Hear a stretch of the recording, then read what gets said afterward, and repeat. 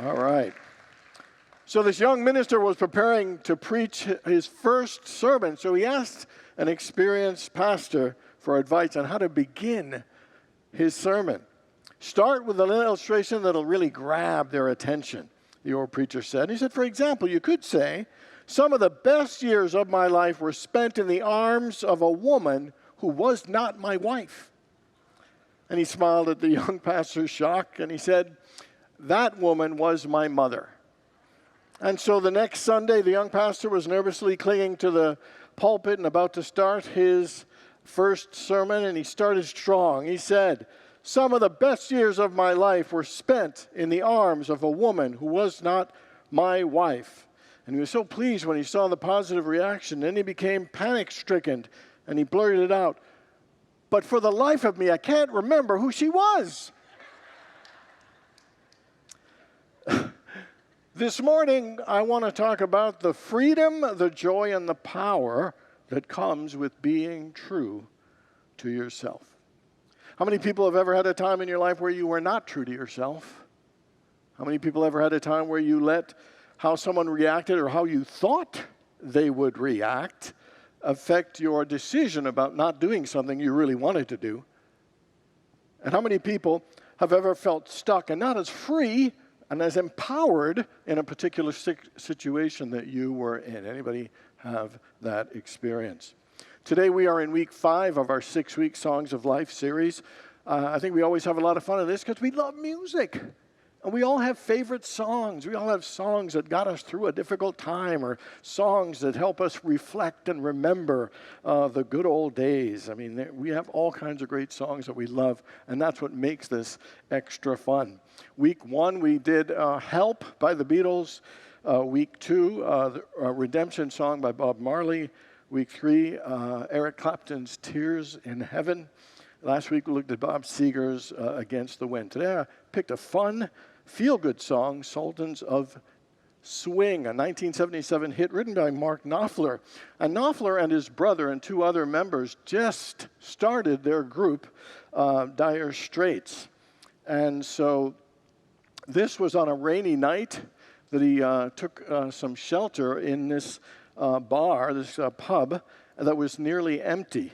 And in the corner was this old Dixieland jazz band that was playing with total dedication, and only a handful of drunk people who were not even paying attention to them. They played with all their hearts. They were playing mediocre music. They were dressed in completely out-of-date suits.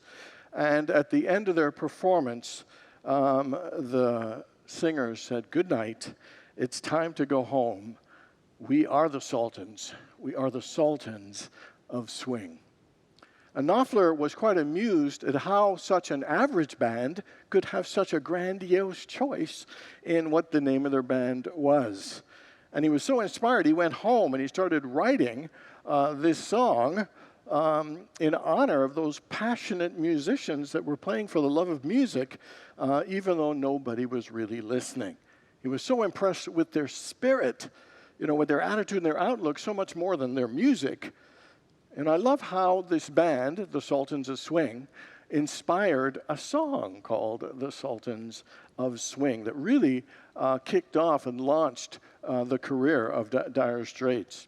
The song was recorded on a little demo thing on a shoestring budget, and it was passed around, and only because a couple of DJs in town started playing it regularly that they were actually able to make the final one, which was their first single on their self-debuted album.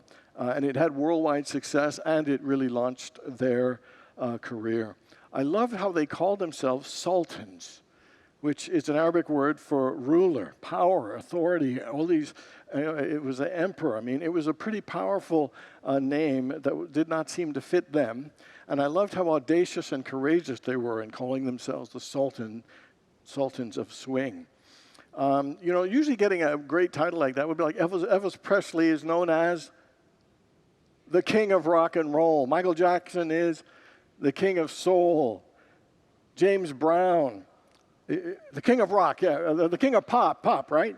Okay, but James Brown is the grandfather of soul, and Little Richard he's actually, too, the architect of rock and roll, and the king of soul. But these sultans were not there, but I love the audacity, I love the confidence that they had in naming themselves the Sultans of Swing. So today we're going to extract three spiritual principles, three wonderful life principles that I think are a clear part of this wonderful song. And the first one is about the power of believing in yourself. You know, there are actual studies and research done that say that believing in yourself is more an important determiner of your success and achievement than talent. That believing in yourself builds self-confidence, it builds resilience, and the one I did not know is it builds better mental well-being. Because when you believe in yourself more, you actually have less stress, less anxiety, less worry, and less fear. And when you think about it, self-confidence is an inner conviction that you can handle, that you can achieve, that you can navigate through all of life's challenges. It is the foundation of our personal growth. It's the foundation of feeling good about ourselves and our self-worth. It is the catalyst and the willingness that we have that drives us to want to try, to want to change, to grow, to overcome. And overcoming with a knowing that we'll be all right, and ideally we will be even better when we move through whatever situation. The Sultans did not have talent. Their conditions were not ideal. It was a rainy night in an empty bar and no one paying attention. And yet they played with confidence. And yet they played with joy. They played with passion. You know, I love that they ended it by saying proudly and confidently, "Good night. It's time to go home. We are the Sultans of Swing." And to me, that just shows the power of self-confidence, the power of believing in yourself. You know, this little girl was sitting on Santa's lap in a mall, and she looked at him and said, "Do you believe in yourself?" And it's a good question for all of us. Do you believe in yourself? Let's go on a scale of 1 to 10, 10 being highest. How much do you believe in yourself? You know, when we don't believe in ourselves, we tend to not have the confidence. We tend to not be as daring. We tend to not go after our dreams. And we tend to not feel as happy and as good about ourselves. We tend to procrastinate. We tend to stay stuck and feel unmotivated and feeling like our lives are not progressing. So how do we increase our belief in ourselves? I think the place is to start is believing in the spiritual truths about ourselves. The Bible's got all kinds of spiritual truths about how we should believe in ourselves. Here are some. Philippians 4:13. I can do all things through Christ who strengthens me. Colossians 1:27. Christ in you, your hope of glory. Luke 17:21. The kingdom of God is within you. 2 Timothy 1:17. God has not given you a spirit of fear and timidity, but a spirit of power, love, and self-discipline. And finally, John 14:12, he who believes in me shall do the works that I have done, and even greater things than these. And so we have heard these words before, but the question is, do you believe them? And are you willing to do the work to actually believe? You know, in Mark 9:24, it says, I believe, but please help my unbelief. Anybody ever find when it comes to believing, you believe, but you have a little bit of unbelief? Anybody? I mean, I think we all quite are not at 100% in our belief, but the truth is, it takes work. We have to work to truly believe the fullness of the truth about ourselves, about the fullness of the truth of spirit and consciousness. And you know, in meditation, there are a couple of steps. The first one is relaxation. The second one is concentration. And the third one is contemplation. And for building our belief in ourselves, we really need to spend time in contemplation. And the way we would do it is, so let's pick one of those scriptures. Let's say, I can do all things through Christ who strengthens me, and just sit in the silence and let it just wash over us. And just be still. With that contemplating, I can do all things through Christ who strengthens me. Sitting and immersing our mind, sitting in the silence, and then after about a minute, say again, I can do all things through Christ who strengthens me. And again, just sit there. Let it work on us. And another minute, I can do all things through Christ who strengthens me. Everybody say that together. I can do all things through Christ who strengthens me. Take a deep breath and let it just work on you. Pretend a minute has gone by and let's say it again. I can do all things through Christ who strengthens me. Take a deep breath, sit into that, relax into that, let it absorb into you, let it penetrate. Pretend another minute's gone by, let's say it again. I can do all things through Christ who strengthens me. See, believing in ourselves is an inside job, and we really need to take the time to contemplate on the power of these truths. There's a lot of truth that we know.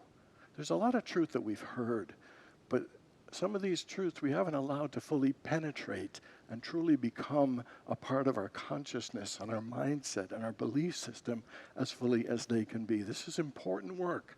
There's incredible power in believing in yourself, and this is one important way. I would really encourage all of us for 10 minutes a day, pick one of those. It can be, I can do all things through Christ who strengthens me, or any of the others, but sit in that space, in that silence, and let it just fill us. Let it just expand in our consciousness. Another thing about believing in ourselves, I believe, is also learning how to love ourselves. The greatest commandment is to love God with all your heart, mind, soul, and strength, and the second is to love others as we love ourselves. It is a commandment to learn to love ourselves, to practice loving ourselves. It is a part of our spiritual work. And again, how much do you love yourself? And with all of us, there's room for improvement. There's room for growth and capacity to increase the amount of love that we feel for ourselves. I read an article, and it says, it was called Loving Ourselves as Fiercely as We Love Our Children. How many people have ever had a harder time loving others than loving yourself? Anybody have that? Okay, 4 or 5 of us, good. And I was listening to this podcast, and the guy said this. He said, why do you love your child? Is it because they're beautiful, or they're smart, or they eat their broccoli, or do you love them still when they mess up and make mistakes, or they're unkind? And the answer was no. We love them because they're our child. How many people would agree that's the best reason? You love your child because it's your child. How many would agree with that? And so his next question was, why do you love yourself? Or maybe, why don't you love yourself? He said the answer should be the exact same, that we should love ourselves because we're the self that God gave us. We are the soul that God gave us. We are the spirit and the being that God gave us to learn and enjoy and live and express the divine essence in ourselves. So the same thing we should do is take a simple mantra or thought like, God loves me, or I am love, and do that same contemplation meditation of just saying it, waiting a minute, let it sink into us, saying it again. God loves me, or I am love. And just allowing it to work and deepen in us and literally become a part of our consciousness, a part of ourselves. So the first thing I think this teaches us is the importance and the power of believing in yourself. The second one is to be true to ourselves. I love that these guys, they were not playing for fame. They were not performing for validation.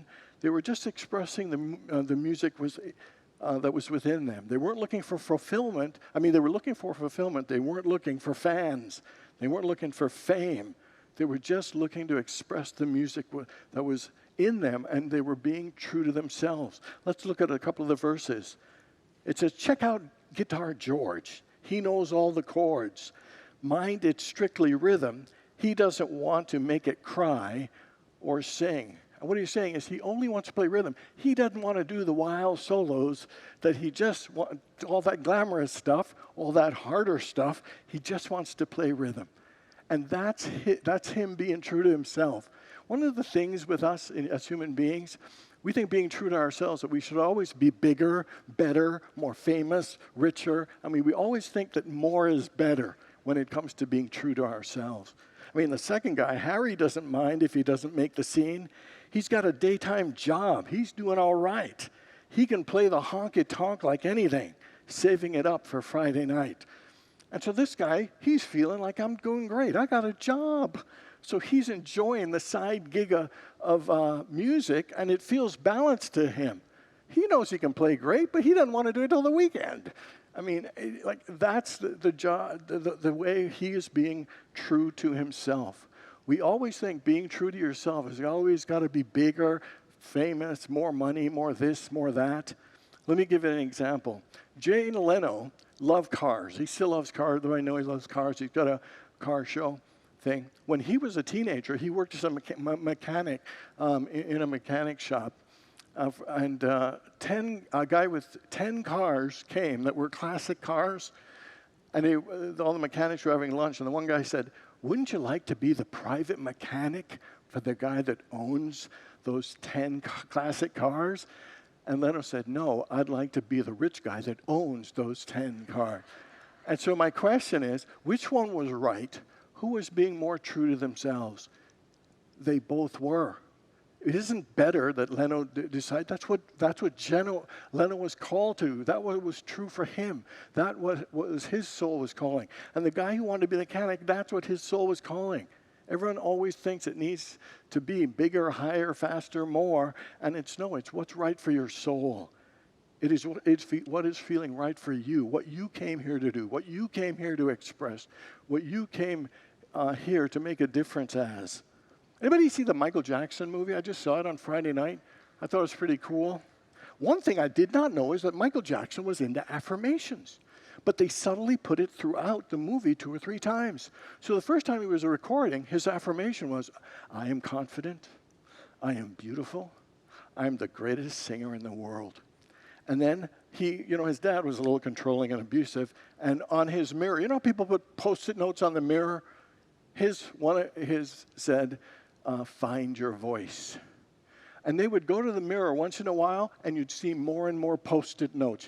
He could barely see his face because there were so many Post-it notes in the last one.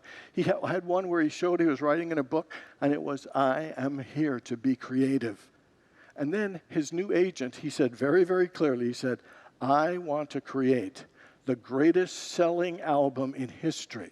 He said that in 1982, and it happened in 1982. 44 years ago, Thriller is still the greatest selling album in history by about 30 million albums. And one of the things I'm trying to say here is to be true to yourself comes in different shapes and sizes and forms. One is not better. The question, or one is wrong. It is what feels right in your soul. What are you really called here to do? What are you called here to express? Whether it was Jay Leno or Michael Jackson or another mechanic or the Sultans of Swing guys, they're just showing different ways to be true to yourself. And the litmus test to me is always, what joy does it bring to you? How do you light up when you are expressing the thing that you are here to express? Now, the thing is, when you get to the place where you're being true to yourself, you also have to be aware that it takes courage and strength to be true to yourself. It's not easy to be true to yourself because everybody is not going to support you. Sometimes you'll get people saying things, come on, be realistic. Come on, who are you kidding? This will never work. Act your age. Tone it down. That dream is impractical. Anybody remember the book, Let Them? The whole thing is based on other people who always want to tell you how to live your life. There are always judgments that are out there. You've got to be true to yourself. And in the Taylor Swift song, Shake It Off, you've got to be true to yourself. There will always be people who will judge you. Always be people who will tell you what's wrong and why you shouldn't do what you're doing. And then we buy into it by seeking their approval, seeking their validation. So it takes strength. Being true to yourself is part of the equation. The other part is having the strength to keep enduring and living and being who you came here to be. The Sultans of Swing were living their life on their own terms. You know, Wayne Dyer says, don't die with your music still in you. And so what is the music that is still in you that you have not sung, that you have not expressed? And where in your life are you still not being true to yourself, that it's time for you to be true to yourself? And again, the key is it in alignment with your soul? Does it feel like this is the right thing for me? Marcus Aurelius, the Roman emperor, said this: the soul suffers when we abandon our inner music. And when we don't follow the inner music, our soul suffers. And we need to ask ourselves, whatever we're doing, is this in alignment with my soul? Is this what I came here to do? In the book of Mark, chapter 8, verse 36, it says, what does it profit a man to gain the whole world but lose his soul? And what that's saying is, what does it profit if you do something and be successful at it, but it's not feeding your soul? It is not the thing that you are here to do. That it might look good on the outside, but it would feel empty and unfulfilling on the inside. Believe in yourself, be true to yourself, and the last one is to enjoy yourself in the moment. The Sultans of Swing were really living in the moment because they had an empty pub on a rainy night with nobody listening, and yet they were in the present moment and enjoyed the experience marvelously. They had a great night. And even though the conditions are there, why? They were living in the moment. They weren't counting, oh my God, nobody's in here, nobody's listening. They didn't let any of the conditions that weren't ideal stop them from being fully present, fully engaged, and expressing the music that they came here to express. Mother Teresa, this is attributed to her, and this to me is about being true to yourself. People are often unreasonable, irrational, and self-centered. Forgive them anyway. If you are kind, people may accuse you of selfish, ulterior motives. Be kind anyway. If you are successful, you will win some unfaithful friends and some genuine enemies. Succeed anyway. If you are honest and sincere, people may deceive you. Be honest and sincere anyway. If you spend years creating, others could destroy overnight. Create anyway. If you find sincerity and happiness, some may be jealous. Be happy anyway. The good you do today will often be forgotten. Do good anyway. Give the best you have, and it'll never be enough. Give the best you have anyway. In the final analysis, it is between you and God. It was never between you and them anyway. You know, this song takes place in an ordinary pub, nothing glamorous, and yet magic happened. You know, because spirit is found in presence, not in prestige. You know, the ego says more, but the soul says this moment is enough.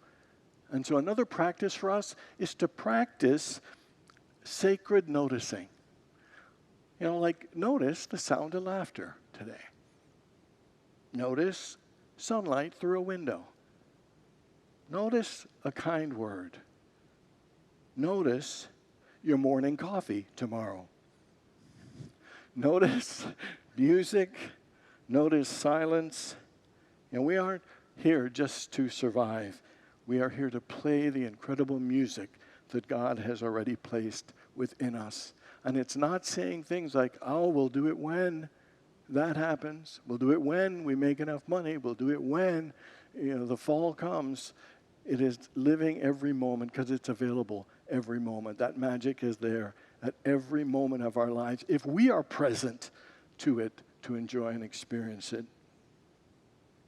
A very spiritual, devout, holy priest dies, and immediately he's sent up to heaven. Saint Peter greets him there and says, "Hello, Father. We've been waiting for you for a long time. Welcome to heaven. You have done so many great things, saved so many souls. We're going to give you a special reward. You could have anything you would like to have before going into heaven. What can I grant you?"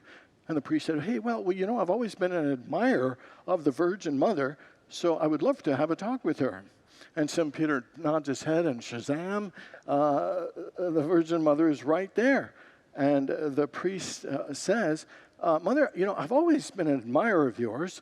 I've studied everything that I could about you and followed your ways in the best ways. I've studied every single painting and portrait that is made of you, and I've noticed that in the portraits there's always a look of sadness that is on your face. I've always noticed and wondered, what made you sad? Would you please tell me?" "Honestly," she asked, looking a little pain and a little grimace on her face, "well, if I'm being honest, I was really hoping for a girl." Okay. That is a long way to go for not much of a laugh. So sometimes life can feel like we are trapped, like we are stuck, that we're limited, but we have the power to switch that so it feels free, fun, and fulfilling. And the way to do that is by believing in ourselves, being true to ourselves, and enjoying ourselves in the moment. And that is the lesson and the message in the Sultans of Swing. God bless you all.